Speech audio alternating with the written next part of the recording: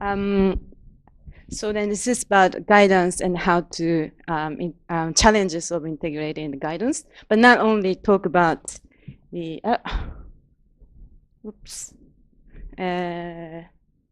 because we are talking about challenges, so trying to address how we are trying to overcome the challenges as well in the Asian Pacific region in UNWomen.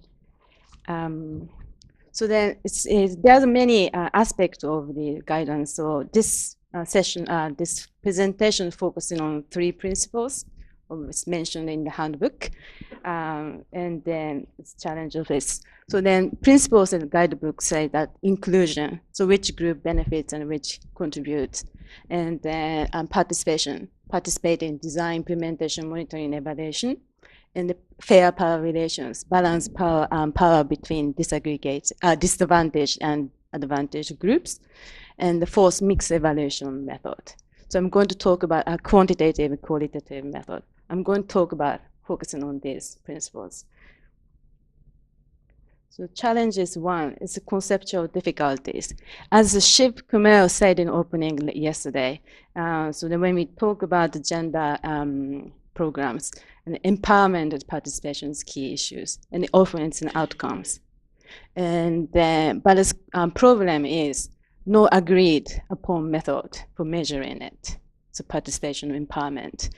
And the indicators of participation focus on group, but not less attention to quality. So it means number of participation of women's union, such as that tend to be indicator for outcome for participation and empowerment. But so the terminology is not clearly defined.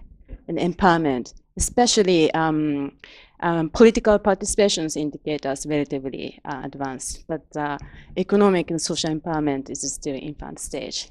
So that makes the program measurement is quite difficult. And the next methodological difficulty. So then guidance recommend mixed method. But evaluators preference in qualitative methods only, because gender is a qualitative discipline to criticize the status quo or social structures. So it's tend to be rely on only the qualitative method. And then also lack of competence in the quantitative method evaluators. I have to say that I often see that wrong sampling and wrong survey design. And then also stakeholders lack reluctance in responding to quantitative data collection. So then when you send the surveys, response rate is quite low. So it's not providing confidence level, high confidence level. And then framework difficulties. So the causal framework. So this is what we use in RBM. So result framework, theory of change, and it's also handbook guidance also recommends to use it. But we also care about participatory method. So then we use outcome mapping, like contribution and framework. And also gender evaluators often comes with gender analysis framework, and then such as Harvard Analytical Framework or Moser gender planning frameworks, and then social relations approach. So then problem is everything becomes too hybrid in the approach. So framework tends to be too unclear. And especially for gender analysis, there's a lot of guidance to use gender analysis in planning, but it's less guidance on the evaluation. So that's also challenges in the applying gender analysis in evaluation. And then handbooks say that the gender analysis, but we need more guidance on this. And so then strength in gender sensitive indicators. This is so how we are trying to do it. So the strength in gender sensitive indicators. So we talked about yesterday, and also just to say that the planning and the evaluation like the other side of a coin. So it's so important to start from the planning. And so defining gender sensitive indicators and define the concept. So what actually participation empowerment means in the program context. And develop a limited number of indicators, 2 to 3 results in a participatory manner. So this is just examples how to do this, defining and the composition of the definition and the areas to focus on. But just I don't have time to explain all. And the second one is that, so again, about planning. So we're trying to do the obligation is logical framework and PMF, project management framework. But in addition to that, we're trying to develop 3 to 5 years of evaluation strategy. So clarifying types of evaluation, timing of evaluations, and budget. And to do that and enhance the evaluability and the reflectivity. So by doing this, Asian Pacific, we increasing the number of evaluability assessment and formative evaluations.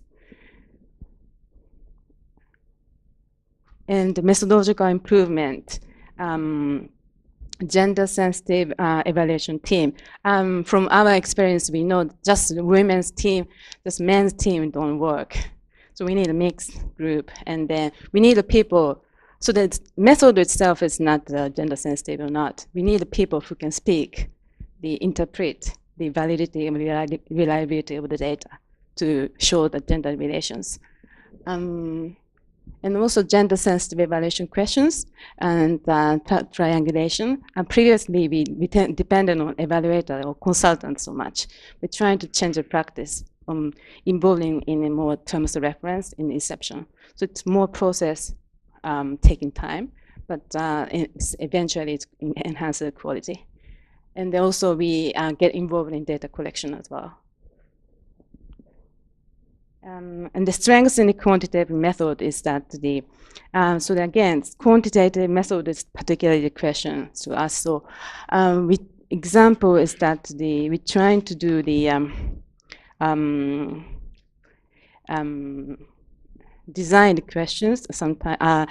For instance, example lately in Cambodia, we had the policy evaluations on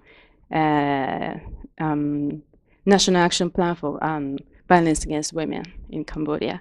So we set the 10 quantitative and qualitative questions, and they're semi-structured, and then we visited all stakeholders and conducted quantitative questions at the same time qualitative questions, and collect the, so then rated their perspective by 3 categories. So you are satisfied with the process, average or lower. And so then we can quantify their perspective and also in-depth analysis by quality. But it's of course there is information-based bias. But we also discussed this bias as well. So the capacity development, we do staff capacity development, but we find the question is more application rather than conceptual understanding. So we need more technical support to them. And partners include 3 to 5 program evaluation strategy and work with the same partners and track changes. And evaluators, national evaluation societies, I brought examples. For instance, the gender-sensitive evaluation researchers present their presentation topics to the national, the regional evaluation societies, and we conduct peer review and publish it. And we also give the opportunity to apply their method in evaluation management conducts. And also, and I have another one. This is, because my presentation is so short, this is more details in this. This one is also presented in Malaysia, but still very much work in progress.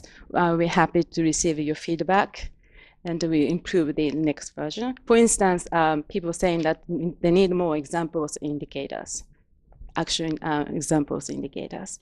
Okay, thank you.